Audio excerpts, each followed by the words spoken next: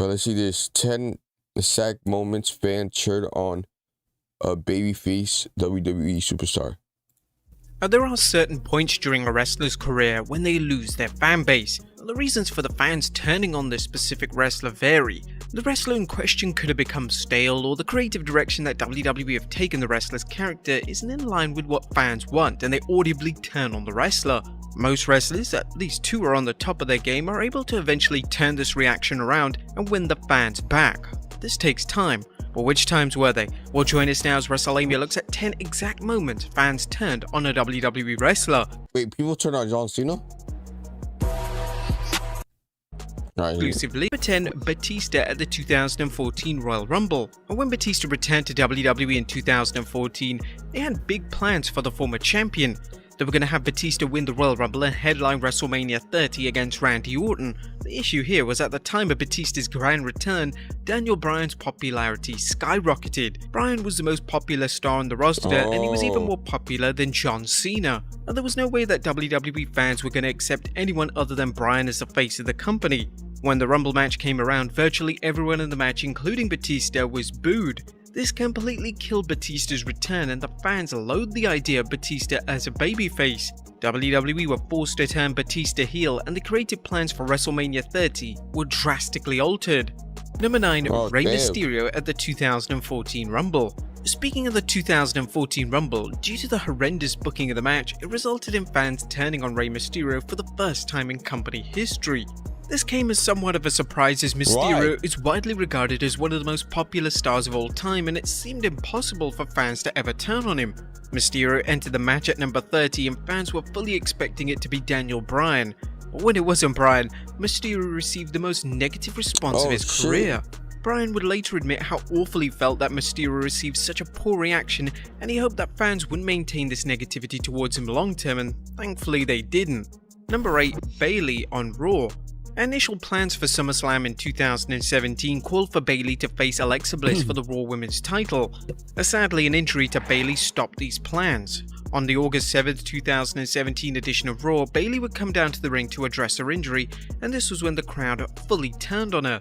Now, nobody saw this coming as Bayley was the default top babyface on the show, but something happened seemingly overnight with the perception of Bayley and fans fell out of favor with the Bayley character. Bayley would be heavily heckled throughout a promo and it was clear that Bayley was insanely uncomfortable. Although WWE wouldn't tweak her presentation and character until 2 years later, it was clear at this point that fans were already tired of Bayley as a top babyface and something needed to change in the long term. Number 7, Goldberg and Brock Lesnar at WrestleMania 20. Heading into I did not see this. WrestleMania 20, fans had high expectations for Goldberg versus Brock Lesnar. The build toward their showdown was executed to perfection, and the inclusion of Stone Cold Steve Austin as a special guest referee seemed to elevate their rivalry. But when the match took place, the crowd turned on both Goldberg and Lesnar, and the reason for this was that it leaked online that both men planned to leave WWE. Fans felt betrayed, and they were going to let both men know that they had no interest in seeing them perform. This infamous match damaged the reputation of both men for a number of years, but luckily both of their second runs in WWE managed to rebuild their relationship with the core WWE fan base. Number 6, Dean Ambrose at Backlash. Dean Ambrose successfully cashed in his Money in the Bank briefcase on Seth Rollins in 2016 to win the title. Ambrose's WWE title run came at a time when WWE were about to introduce the modern brand split, and his run was rather unmemorable as a whole. Ambrose would defend the title successfully on 2 pay-per-views before losing the title to AJ Styles at the Backlash pay-per-view. At this time, AJ had just defeated John Cena at SummerSlam and his popularity had gone to the next level. Fans were ready for AJ to be the new face of the SmackDown brand, and this unfortunately led to Ambrose being pushed aside. Ambrose's popularity never truly recovered, and he would predominantly spend the rest of his time in WWE competing for the IC title. Number 5, Ronda Rousey at Survivor Series. Damn, that's why he left. I feel like that's why he left. The original plan. I liked him, not a lie. I like his he's like a Daredevil type look. I like the Survivor Series in 2018 was to see Becky Lynch face Ronda Rousey. However, when Lynch suffered a legitimate injury, she would be replaced by Charlotte Flair. Going into the match, Flair was the default heel, while Rousey was one of the top baby faces in the company. But for whatever reason, during the match, the crowd suddenly decided to completely turn on Rousey. When Charlotte began to annihilate Rousey with a kendo stick, the crowd cheered and would even chant, "You deserve it." Rousey looked completely stunned by the crowd reaction, and it was clear that she never saw it coming. Dave Meltzer of the Wrestling Observer offered some insight into Ronda's mindset following the crowd turning on her and stated, "Ronda looked furious leaving as far as with the crowd.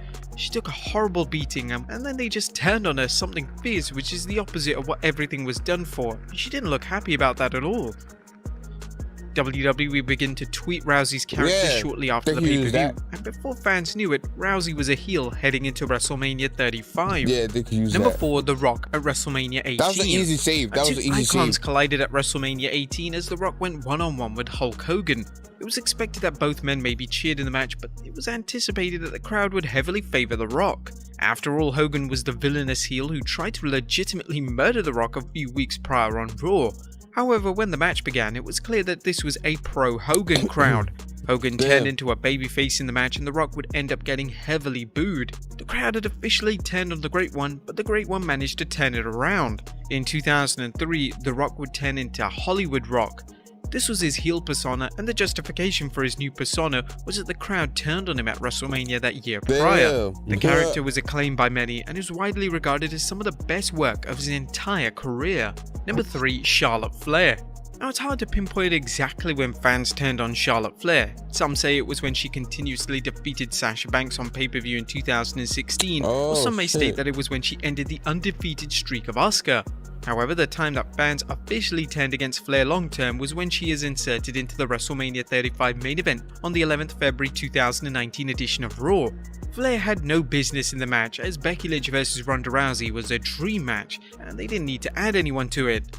The segment, which involved Flair getting announced for WrestleMania 35, is currently the most disliked video on WWE's YouTube channel, so it's clear that this is the exact point in time that fans had officially had enough of the multi-time women's champion. Number 2, Seth Rollins at Hell in a Cell. Seth Rollins was on top of the world at WrestleMania 35. He had just defeated Brock Lesnar to win the Universal title, and it was clear that WWE fans had chosen him as the guy. But this fell apart when Rollins entered into a feud with The Fiend Bray Wyatt. WWE abruptly booked a match between the two at the Hell in a Cell pay-per-view in 2019, and it's become one of the most infamous matches in WWE history. The match ended in a no contest after Rollins' actions in the match were deemed too violent for a Hell in a Cell match. The crowd hated this match finish, and unfortunately for Rollins, he received the majority of the hate. The crowd completely turned on him, and this ultimately forced WWE to change his character and abandon plans to keep Rollins as one of the top babyfaces on the roster. And number 1, Roman Reigns at the Royal Rumble. About the time the 2015 Royal Rumble came around, WWE was certain they wanted Roman Reigns as a top new star in the entire company. The Rumble was going to act as Reigns' ascension to the main event, but it was a complete disaster. WWE booked the match so terribly that WWE fans actively and audibly turned against Reigns, and this damaged the relationship between fans and Reigns for a number of years. The issue with the match was how it was presented, as popular babyfaces such as Daniel Bryan and Dean Ambrose weren't presented as serious contenders, and it was made even worse by the dominant booking of Kane and Big Show way past their prime. When Reigns eventually won, the sustained boos were insane, and even The Rock, who made a guest appearance at the final moments of the match, looked stunned by the crowd's response. This reaction was the catalyst for fans to become full anti-Reigns for the next few years. It's pretty much still going on.